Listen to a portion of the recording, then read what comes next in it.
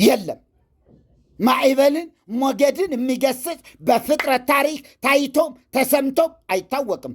እሱ ግን ጸጥ በላለ፣ ጸጥ አለው። ማን ነው ታዲያ ይሄ? እንዲሁ ዝም ብለን እንዲሁ እናቱ ላይ ተለጥፈን የለም መከራችን እንብላ እንዴ? ኧረ ኢየሱስን እንወቀውና እንረፍ፣ ትውልድንም እናሳርፍ። ክብር ለጌታ ይሁን። ይሄ ነው እግዚአብሔር ወረደ፣ ወለደ፣ ተወለደ። የሚገርም እግዚአብሔር ምን አልኳችሁ? ወረደ፣ ከዛስ ወለደ፣ ከዛስ ተወለደ። ጥቂት ደቂቃ ነው የቀረኝ። አይዟችሁ። እንዲሁ መቼ የሚሆን የሚጨርሱ እንዲሁ ምናምን ነገር የምትሉ ካላችሁ ደግሞ እዚሁ ምሁራንም አላችሁ። ማን ነው የወጣ? እሺ ይህ ክፍል በተለይም በዚህ በእስልምናው ዓለም ግራ ሲጋባበት የነበረ ዛሬም ያለ ወደፊትም የሚኖር ነው። ምክንያቱም ኢየሱስ የእግዚአብሔር ልጅ ነው ሲባል እነርሱ የሚጠብቁት እንደ ሰው በሆነ ተራክቦ የሚደረግ አወላለድ ነው የመሰላቸው። በተራክቦ እውነታው ግን የሰው ቋንቋና የሰው አእምሮ የሚደርስበት አይደለም። ምኑ? አወላለዱ። ማንም አልደረሰበትም። እንዴት ተወለደ ሲባል ማንም ሊደርስበትም ከቶ አይችልም። ቋንቋ ፈልገው አግኝተው ነው ጨንቋቸው ሸርተት ያሉበት ነገር ቢኖርም፣ ስለዚህ ወልድ ከአብ የወጣ ከአብ የተገኘ ስንል አብን አህሎ አብን መስሎ ብለን ስንገልጥ ምን ማለት ነው? ገብቶት ነው ሰው? በዚህ ዝም ብለን እናልፈዋለን። ሸምድዶት ይሄዳል። እንደ ሰኔ ጎልጎታ ሸምድዶት ነው የሚሄድ። በቃ ከዛ እስክፍታው ምን ማለት ነው ሲባል አይ በቃ አለቀ። እንዲህ እንዳይሆን ነው ዛሬ የምንማረው። ክብር ለጌታ ይሁን። ገብቶ እግዚአብሔር ይመስገን። ስለዚህ ምን እያልን ነው? ተገኘ ስንልም የጊዜ መቀዳደም በሌለበት ሁኔታ ስለሆነ የሚገርም የጊዜ መቀዳደም በአብና በወልድ መካከል የጊዜ የሴኮንድ ጊዜ ከመኖሩ በፊት የተደረገ ስለሆነ ከጊዜ በኋላ ሄደው ነው ወደኋላ ሄደው ሰዎች ሊተረጉሙ የሞከሩት። ከምን በኋላ? ከጊዜ በኋላ። እንዴ ሰማይና ምድር ሳይፈጠር ወደኋላ ሄደው ጊዜ ባልነበረበት ዘመን ባልተቆጠረበት ምንም በሌለበት ህዋ እንኳ በሌለበት እግዚአብሔር ብቻ በነበረበት ሰማይ በሌለበት ምድርም በሌለበት ውቅያኖሶች በሌለበት ምንም በሌለበት የነበረበት የእግዚአብሔር ህላዌ እንዴት ይጠናል? እናንተ እንዴት ይጠናል? በምን ተሄዶ በምን ሄደን በየትኛው ኔትወርክ ነው እዛ ጋር ምን ደርሰው?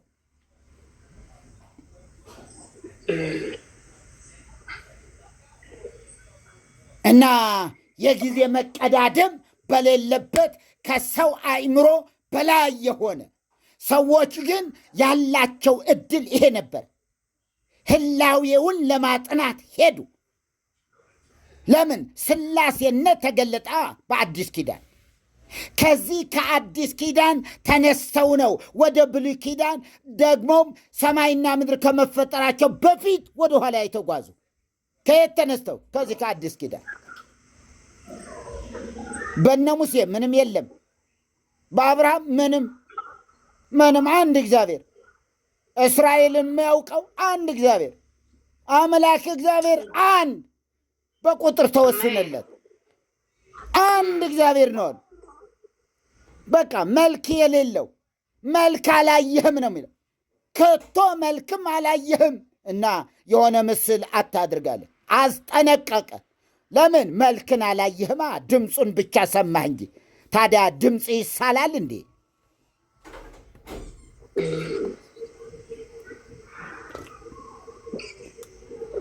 ክብር ለጌታ ይሁን። ጨምርበት። አሜን፣ ሃሌሉያ፣ እግዚአብሔር ይመስገን። ስለዚህ እንግዲህ የእግዚአብሔር ነገር በሰው ቋንቋ ሊገለጥ የሚችል ባለመሆኑ ብዙዎች ተጨንቀዋል፣ ብዙዎች ቆፍረዋል። የሚበቃቸውን ያህል ቆፈሩ። ከዛ ሞት እየቀደማቸው እዚያው አቁመውት ይሄዳሉ። ሌላው ደግሞ ሊቀጥል ሲሞክር ከመጀመሪያ ካልጀመረው ያስቸግረዋል። ከዛ እሱም ወደኋላ ይመጣል። ዓለም ሳይፈጠር የነበረ ህላዌ እያለ ስለዚህ ከቋንቋ በላይ በመሆኑ ከአእምሮ በላይ ስለሆነ አእምሮን የፈጠረ እግዚአብሔር በአእምሮ ምን ሊል አይደለም፣ የሚወሰን አይደለም፣ የሚጠና አይደለም። ምክንያቱ ከዚህ አእምሮ በፊት የነበረ ይህንን አእምሮም ያስገኘ ስለሆነ እጃችን ላይ ያለ ሞባይል እንኳ ልናቀው አልቻልንም። ስለዚህም አወላለዱም አወጣጡም በአልቦ ጊዜነት ስለሆነ በአብና በወልድ መካከል መቀዳደምና መበላለጥ በሌለበት ሁኔታ የነበረ ነው። ይሄ ነው በጣም እንትን ያደረጋቸው። ክብር ለኢየሱስ ይሁን። እግዚአብሔር ይመስገን። ድንቅ ነው። ግን ደስ ይላል በጣም ስናጠናው ስንማረው። ምንም እንኳ ከሰው አእምሮ በላይ ቢሆንም ያሳርፋል። ልባችንን ሲያሳርፈው ዋው እንላለን። ልባችን እርፍ ይላል። አያችሁ፣ ምክንያቱስ ይህ ነዋ። ሰውን መውለድ እንጂ መፍጠር እንደማይችል ሁሉ አምላክም ያስገኛል፣ ያወጣል፣ ይወልዳል፣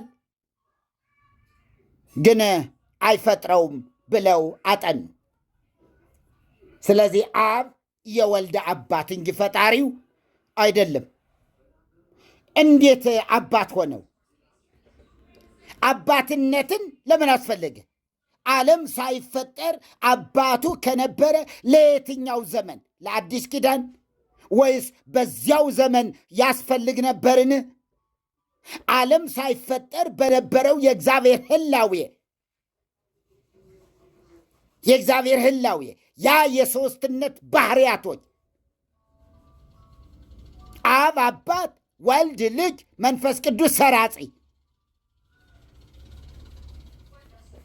ይህንን ዓለም ሳይፈጠር በምን መንገድ ለምን አገልግሎት እንደምን ባለ ሁኔታ ይካሄድና ይከናወን ነበረ ነው? ወይስ አዲስ ኪዳን ላይ ቆመን ነው ወደ ኋላ ሄደን የተረጎም ነው የሚለው ነገር ማምጣት አለብን። ክብር ለጌታ ይሁን።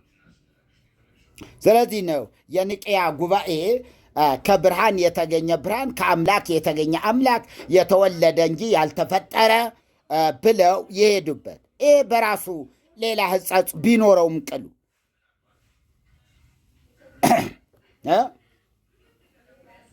ተገኚ አስገኚ ምንድነው? ቋንቋ ምንድነው ችግሩ ብለን እንሄድበታለን። ክብር ለጌታ ይሁን። ስለዚህ እግዚአብሔር ወልድ ወረደ ተወለደ ሲባል በተለየ አካሉ ከአብ ወጣ። ተወለደ ማለት ከአብ ምን አለ? ወጣ። ከአብ ወጥቼ መጥቻለሁ ሲለን አያችሁ። መወለድን ወደ ማርያም ስትመጡ ከሴት የተወለደ ልጁን ላካለ። ገላትያ 4:4 ላይ ከሴት የተወለደውን ልጁን ላከ። ከማን የተወለደ? ከሴት የተወለደውን ማን? ልጁን። እንዴ ልጁን?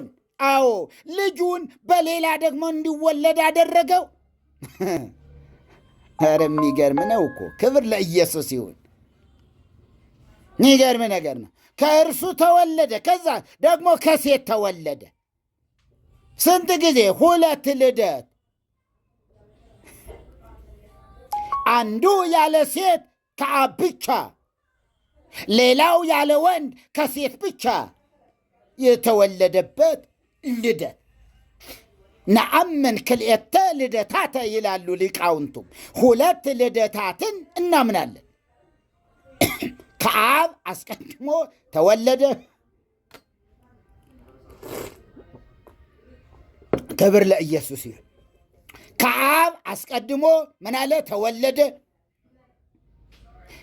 በመዝሙር ምዕራፍ 2 ላይ መዝሙር ምዕራፍ 2 ዘማሪው ዳዊት የተናገረው ክፍል ጥሩ ነው። እሱንም ነካ አድርገነው ብንሄድ ምዕራፍ 2 ላይ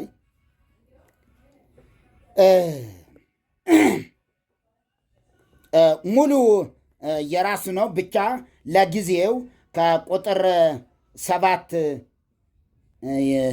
እንሄድበታለን። እግዚአብሔር አለኝ አንተ ልጄ ነህ፣ እኔ ዛሬ ወለድኩህ። ለምነኝ። ምን አለው? ለምነኝ። ከዛስ ለምነኝ አለው። እንዴ መቼ ነው የሚለምነው? የት ነው የሚለምነው? ለምንድን ነው የሚለምነው? እዚሁ ተጻፋ። መቼ ነው ዛሬ ወለድኩ የሚለው? ዓለም ሳይፈጠር ወይስ በዳዊት ዘመን ወይስ አዲስ ኪዳን ላይ ወይስ ትንሣኤው ላይ? መቼ? ወገኖቼ እንደዚህ ጥሩ አይደለም እንዴ ብናጠናው? ክብር ለጌታ ይሁን። መልካም ነው። ክብር ለኢየሱስ ይሁን። ስለዚህ ምን አለ? እኔ እሺ ቁጥር 7 እግዚአብሔር አለኝ አንተ ልጄ ነህ። መቼ ነው ያለው? መቼ ነው ያለው? ይሄ ድምፅ የወጣው መቼ፣ የት፣ ለምን? ይህን ማወቅ አለብን። ልጄ ነህ እኔ ዛሬ ወለድኩህ። መቼ ነው ዛሬ? በእግዚአብሔር ዘንድ ዛሬ መቼ ነው? በእኛ አለ ዛሬ ነው። ነገ ደግሞ ነገ እንላለን። ከዛ ዛሬ ደግሞ ትናንት እንለዋለን። ዛሬ ያልፋል። ሲያልፍ ትናንት እንለዋለን። ቀጣዩ ቀናችን ደግሞ ዛሬ እንለዋለን። እዚያ ሄደን አንዳንድ ተንኮለኞች የሱቅ ነጋዴዎች ምን ይላሉ? ዛሬ በዱቤ ነገ በገንዘብ ይላሉ። ዛሬ በዱቤ ነገ በገንዘብ፣ ዛሬ በገንዘብ ነገ በዱቤ። ሶሪ፣ ዛሬ በገንዘብ ነገ በዱቤ። እሺ፣ ዛሬ በገንዘባችሁ ትገዛላችሁ። ከዚያ ነገ ብላችሁ ነገ ስትሄዱ ደግሞ ዛሬ ሆነ ይገኛል። ቀኑ ዛሬ ሆነ ይገኛል። የለም ነገን አታገኙትም። መቼም ቢሆን ነገ አይገኝም። እየሸሸ ነው የሚሄደው። እየሸሸ ነው የሚሄደው። አንደርስበትን ነገን። ክብር ለኢየሱስ ይሁን። አይደረስበትም። ስለዚህ መቼ ነው ዛሬ የሚለው? እግዚአብሔር ዛሬ ወለድኩህ እያለው ነውና ይህ መቼ? እግዚአብሔር ይመስገን። እሺ ልናገረው እሱን ልጄ ነህ ዛሬ ወለድኩ። ለምነኝ።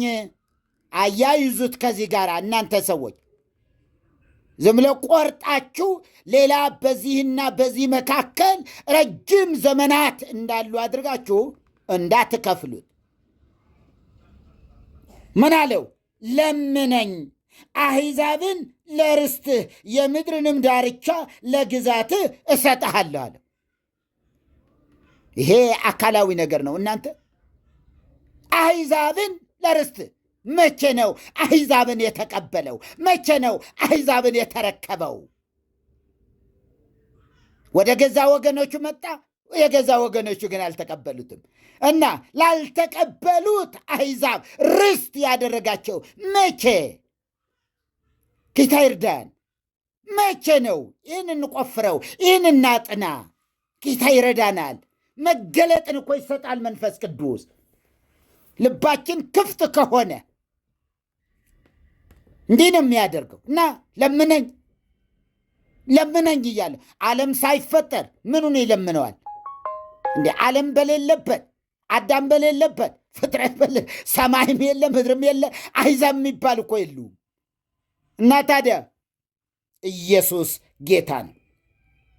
እኔ ዛሬ ወለድኩህ፣ ለምነኝ፣ አሕዛብን ለርስት፣ የምድር አሕዛብ ለግዛት እሰጥሃለሁ።